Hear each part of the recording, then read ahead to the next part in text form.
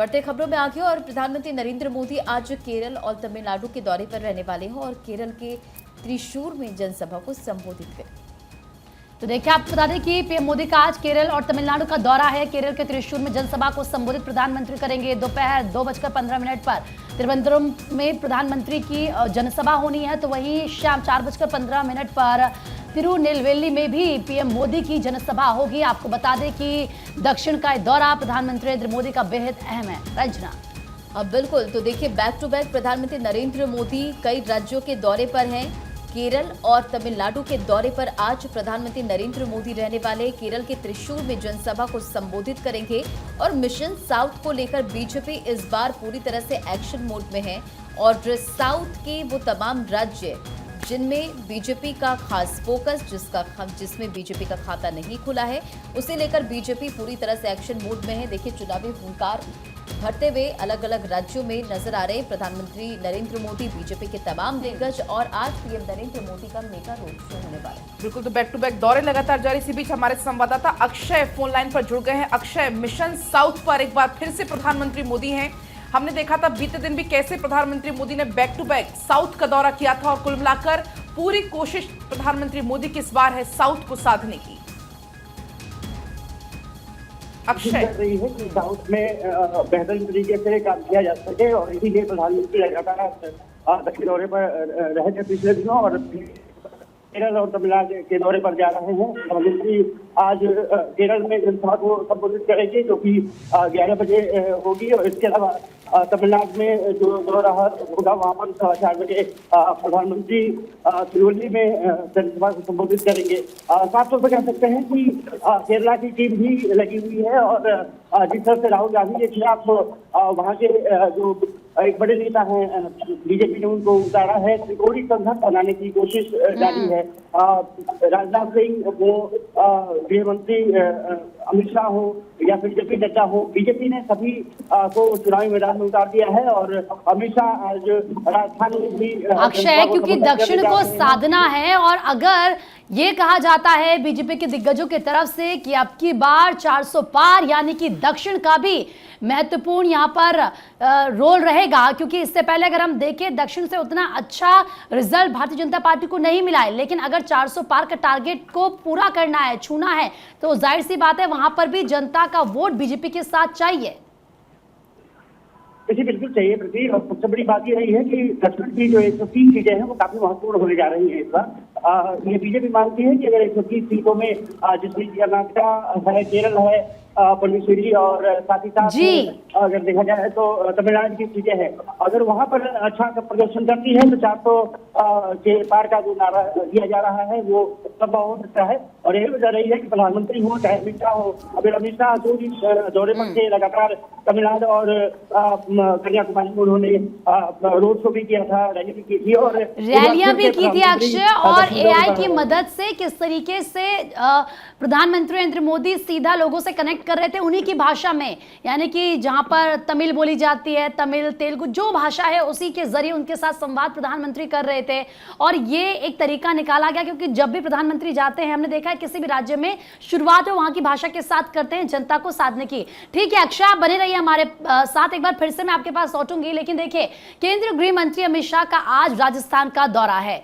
जयपुर में केंद्रीय गृह मंत्री अमित शाह का रोड शो होगा। शाम 6 बजे रोड शो गृह मंत्री अमित शाह करेंगे। अमित शाह के दौरे को लेकर सुरक्षा के पुख्ता इंतजाम किए गए हैं। तो राजस्थान का दौरा गृह मंत्री अमित शाह का, 6 बजे रोड शो अमित शाह करेंगे, जनता को साधने की कोशिश होगी। हालांकि सुरक्षा के पुख्ता इंतजाम किए गए हैं। बार बार एक के बाद एक ताबड़तोड़ दौरे गृह मंत्री अमित शाह की तरफ से किए जा रहे हैं। आप तमाम दिग्गजों को अगर भारतीय जनता पार्टी के देखेंगे तो वो सुपर एक्टिव आपको नजर आ रहे होंगे। कई दिग्गज किसी राज्य में रैली कर रहे हैं तो कोई दिग्गज किसी और राज्य में रैलियां कर रहे, रोड शो कर रहे हैं, यानी कि हर एक नेता लगा हुआ है जनता को साधने में। और अब तो क्योंकि जो घोषणा पत्र है जिसको संकल्प मोदी की गारंटी नाम दिया गया है, वो भी सामने आ चुका है। तो अब क्या विजन है भारतीय जनता पार्टी का, ये भी हर मंच से बताया जाएगा जो पहले से किया जा रहा है। साक्षी, और देखिए महत्वपूर्ण बात यह कि राजस्थान से 25 लोकसभा की सीटें आती हैं और राजस्थान में बीजेपी का परफॉर्मेंस ग्राफ लगातार बेहतर ही हुआ है। अक्षय इस बीच लगातार हमारे साथ में बने हुए हैं। अक्षय, क्या राजस्थान में 25 की 25 लोकसभा सीटें जो बीजेपी दावा कर रही है वो जीत पाएगी? क्योंकि लगातार ताबड़तोड़ दौरे तमाम स्टार प्रचारकों के जारी है और आज भी यहां पर खुद गृह मंत्री अमित शाह हुंकार भरते हुए नजर आने वाले रोड शो में। गृह मंत्री अमित शाह 3 राज्यों के दौरे पर हैं, त्रिपुरा, इम्फाल और राजस्थान। सबसे बड़ी बात ये रही है कि मणिपुर में जिस तरह से घटनाएं हुई थी उस पर अमित शाह का दौरा काफी महत्वपूर्ण हो जाता है। वहाँ प्रचार करने जा रहे हैं, राजस्थान में रोड शो करने जा रहे हैं और जयपुर में ये रोड शो रखा गया है। बीजेपी चाहती है कि 25 सीटें राजस्थान की वो जीते, लेकिन सबसे बड़ी बात ये रही है कि जो उनके सहयोगी थे हनुमान बेनीवाल, वो गठबंधन के हिस्से में चली गई है नागौर की सीट और वहां से उन्होंने प्रत्याशी घोषित भी कर दिया है।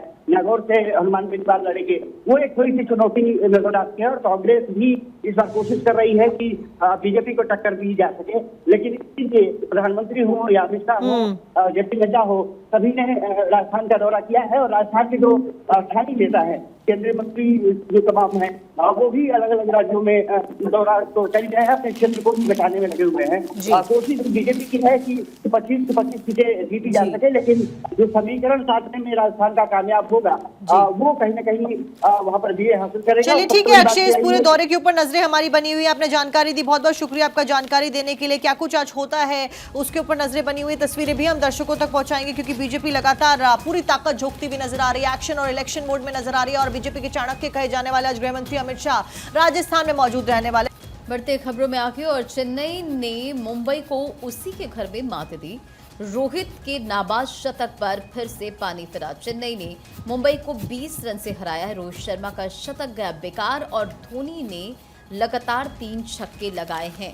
देखिए आईपीएल जिसे लेकर ये बड़ी जानकारी है। चेन्नई ने इंडियंस को उसके घर में 20 रन से हराया। गायकवाड़ और दुबे ने जड़े अर्धशतक और पथी राणा ने चटकाए 4 विकेट। रोहित के शतक पर भारी ऋतु और दुबे की पारी। और इसी हेडलाइंस के साथ इस खबर का जिक्र है। 57 रन चेन्नई के बल्लेबाजों ने अंतिम 5 ओवर में बटोरे।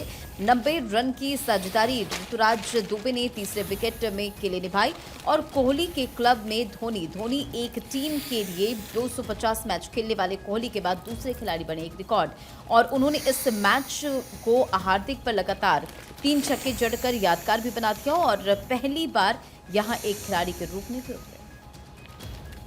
तो देखिए चेन्नई ने मुंबई को 20 रन से हराया है और ऐसे में आगे बढ़ते हैं, बात कुछ और खबरों की भी कर लेते हैं। ये आपने क्रिकेट जगत की खबर जान ली है। देखिए किस तरीके से चुनावी महीनों में गोल्ड डिमांड कम हुई है। 4 आम चुनाव में 36% घटी गहनों की मांग। 2014 चुनाव में ज़्यादा घटी थी गोल्ड की डिमांड और इस साल भी यही ट्रेंड है जब गोल्ड की मांग चुनाव में घटी है।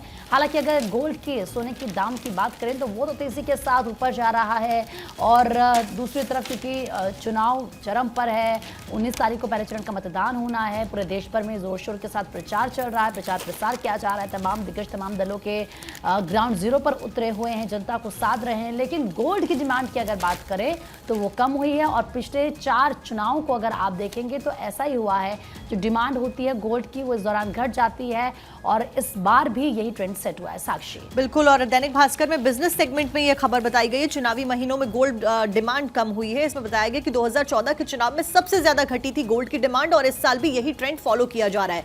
बीते 20 साल का डेटा देखें तो आम चुनाव के दौरान सिर्फ 2019 में गोल्ड की ज्वेलरी की डिमांड बढ़ी थी। इसकी सबसे बड़ी वजह यह थी कि उस साल अप्रैल में सोना 31,659 रुपए और मई में 31,738 रुपए प्रति 10 ग्राम रह गया था, जो कि जनवरी में 32,000 के ऊपर पहुंच गया था। स्टॉक ज्यादा और डिस्काउंट दे रहे हैं ज्वेलर्स, ये बात सामने आ रही है। लेकिन फिलहाल अगर गोल्ड के प्राइसेस की बात की जाए तो प्राइसेस काफी ज्यादा बढ़े हैं। इसी के साथ में आगे बढ़ते हुए अगली खबर उत्तर प्रदेश से खबर आपको बता दें कि आज डिंपल यादव अपना नामांकन करेंगी दाखिल।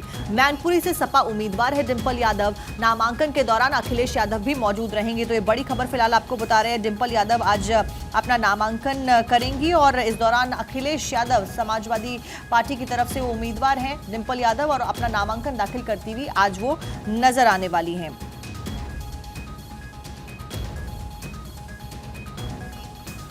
तो तो देखिए सपा के द्वारा भी अपना घोषणा पत्र जारी कर दिया गया है। डिंपल यादव की बात की जाए तो डिंपल यादव आज अपना नामांकन दाखिल करने जा रही हैं। मैनपुरी की सीट से समाजवादी पार्टी ने डिंपल यादव को मैदान में उतारा है और आज अखिलेश यादव के साथ में वो मौजूद रहेंगी, अपना नामांकन करेंगी। ये बड़ी जानकारी, डिंपल यादव आज नामांकन दाखिल करेंगी मैनपुरी से उम्मीदवार। और देखिए समाजवादी पार्टी भी पूरी तरह से दमखम के साथ चुनावी मैदान में है। किस तरह से ज़्यादा सीटों पर जीत हासिल किया जा सके, इसे लेकर समाजवादी पार्टी भी रणनीति बनाकर आगे बढ़ रही है। भारतीय जनता पार्टी ने योगी सरकार के मंत्री जयवीर के कंधों पर मैनपुरी में भगवा झंडा लहराने की जिम्मेदारी दी है, यानी कि डिंपल यादव के सामने जयवीर के कंधों पर मैनपुरी में जीत हासिल करने की जिम्मेदारी है। इस बीच फिर से एक बड़ी खबर आपको बताएंगे। कोलकाता में सॉल्ट बर्स्ट से लखनऊ हारी। कोलकाता ने लखनऊ को 8 विकेट से हराया। कोलकाता ने दर्ज की सीजन की चौथी जीत। सॉल्ट की तूफानी पारी से कोलकाता जीता है। और अगर हम न्यूज़पेपर्स की बात करें तो यहां पर बाकायदा विश्लेषण इसमें दिया गया है कि लखनऊ की हार के प्रमुख कारण आखिर क्या रहे। तो उसमें पहला कारण है खराब शुरुआत उनकी रही, स्ट्रोक को विकेट दिए गए, सॉल्ट की पारी, महंगे साबित हुए शमर। दरअसल एक और इसमें जो कारण दिया गया वो है कि जो 3 कैच छोड़े गए वो भी एक बड़ा कारण कहीं ना कहीं रही लखनऊ की हार में। तो नाइट राइडर्स ने लखनऊ सुपर जॉयंट्स को 26 गेंद रहते हुए 8 विकेट से हरा दिया। स्कोर बोर्ड की अगर हम बात करें वो भी यहाँ पर बाकायदा दिया गया है। और जीत के बाद एक दूसरे को बधाई देते हुए सॉल्ट और श्रेयस आपको इसमें नजर आ जाएंगे। तस्वीर भी इसमें फिलहाल दिखाई गई है। बढ़ते खबरों में आगे और अगली बड़ी खबर आपको बताते चले। गृह मंत्री अमित शाह का सोशल मीडिया प्लेटफॉर्म एक्स पर एक पोस्ट सामने आया। हिमाचल प्रदेश दिवस की अनंत शुभकामनाएं दी हैं उन्होंने। हिमाचल के सभी बहनों भाइयों को बधाई, प्रदेशवासियों के कल्याण, विकास और उन्नति की कामना पोस्ट के जरिए शेयर किया है गृह मंत्री अमित शाह ने। प्रीति, बिल्कुल सही कहा रंजना आपने। वो पोस्ट उस वक्त अपने दर्शकों को हम दिखा भी रहे हैं किस तरीके से गृह मंत्री की तरफ से शुभकामनाएं दी गई है। हिमाचल के सभी बहनों और भाइयों को बधाई। ये देखिए पूरा पोस्ट आप देख सकते हैं और जाहिर सी बात है अनंत शुभकामनाएं दी गई है गृह मंत्री अमित शाह की तरफ से। वो पूरा पोस्ट इस वक्त आपकी टीवी स्क्रीन पर है। प्राकृतिक सौंदर्य, सहज जनजीवन व सांस्कृतिक वैभव की भूमि हिमाचल प्रदेश के सभी बहनों और भाइयों को हिमाचल प्रदेश दिवस की अनंत शुभकामनाएं। हिमाचल वासियों ने संस्कृति के प्रति निष्ठा, देश के प्रति अटूट स्नेह व प्रकृति के प्रति जो देखिए जो उनका पूरा पोस्ट वो सब दिखा रहे हैं, जो लगाव है उसका यहाँ पर जिक्र किया गया है। और हिमाचल प्रदेश की खूबसूरती का जिक्र, वहाँ के लोगों का जिक्र गृह मंत्री अमित शाह कर रहे हैं, क्योंकि आज हिमाचल प्रदेश दिवस है और ऐसे में अनंत शुभकामनाएं गृह मंत्री अमित शाह की तरफ से एक्स पर दी गई है। जाहिर सी बात है और भी प्रतिक्रियाएं आएंगी। अब आगे बढ़ते हैं। आपको बता दें कि यूपी के सीएम योगी ने भी हिमाचल को बधाई दी है। हिमाचल दिवस की हार्दिक बधाई और शुभकामनाएं सीएम योगी की तरफ से ये कहा गया है। मां ज्वाला देवी का आशीर्वाद हिमाचल को मिलता रहे, पर्यटन तीर्थ की अनुपम धरा उन्नति के नए आयाम स्थापित करे। हिमाचल दिवस आज है और ऐसे में पहले गृह मंत्री अमित शाह की तरफ से बधाई हिमाचल वासियों को दी गई और अब सीएम योगी ने भी हिमाचल वासियों को बधाई दी है और ये कहा है कि आप सभी को ढेर सारी बधाई। और जिस तरीके से मां का आशीर्वाद आप पर है, मां ज्वाला देवी का आशीर्वाद हमेशा यूं ही हिमाचल वासियों पर बनता रहे। सीएम योगी ने राज्य के विकास की भी कामना की है, प्रगति की कामना की है। तो आज सभी जो हिमाचल वासी हैं उन सभी को भारत 24 की तरफ से भी हिमाचल दिवस की ढेर सारी शुभकामनाएं। बिल्कुल, देखिए हिमाचल प्रदेश आज 76 साल का हो गया है। 15 अप्रैल 1948 के दिन यह राज्य अस्तित्व में आया था और राज्य स्तरीय समारोह हिमाचल दिवस का आयोजन रिज मैदान शिमला में होगा। इसमें राज्यपाल शिव प्रताप शुक्ल राष्ट्रीय ध्वज फहराएंगे, यानी कि कई कार्यक्रम भी आज हिमाचल दिवस पर होने वाले हैं। बिल्कुल, तो देखिए नजरें लगातार बनी हुई है, क्या कुछ कार्यक्रम होते हैं, तस्वीरें भी आप तक पहुंचाएंगे। इस बीच गुरुग्राम से अगली खबर। गुरुग्राम में गिरफ्तार आरोपियों से बड़ा खुलासा हुआ है। एक किडनी 21 लाख की, 7 लाख दलाल रखते थे, वहीं 14 लाख रुपए एनओसी के देते थे। तो आरोपियों को पकड़ा गया, किडनी ये लोग बेचते थे, आरोप इनके ऊपर लगे। वहीं ये खुलासा हुआ है अब कि ये किडनी को 21 लाख रुपए में बेचा करते थे और जो पैसे मिलते थे उसमें से 7 लाख रुपए दलाल को यानी कि मीडिएटर को दे देते थे, वहीं 14 लाख रुपए एनओसी के देते थे। तो ये बड़ा भंडाफोड़ यहाँ पर हुआ है, बड़ा खुलासा यहां पर गिरफ्तार किए गए आरोपियों से हुआ है। और अब अगली खबर है, अमरनाथ यात्रा से जुड़ी हुई 29 जून से होगी अमरनाथ यात्रा। ये बड़ी जानकारी है। 29 जून से शुरू होगी और 19 अगस्त को समाप्त हो जाएगी। 29 जून से भक्तों को दर्शन देंगे बाबा बर्फानी। अगर आप जाना चाहते हैं तो रजिस्ट्रेशन भी शुरू हो चुके हैं। 29 जून से शुरू होकर 19 अगस्त को समाप्त हो जाएगी और इस बार ये यात्रा 52 दिन तक चलने वाली है। पंजीकरण शुरू हो चुके हैं। हालांकि हर बार की तुलना में अगर बात करें अमरनाथ यात्रा के जो दिन है इस बार वो कम है। 29 जून से शुरू होकर 19 अगस्त को यात्रा का समापन हो जाएगा। अग्रिम पंजीकरण 15 अप्रैल से इसके लिए शुरू हो गए।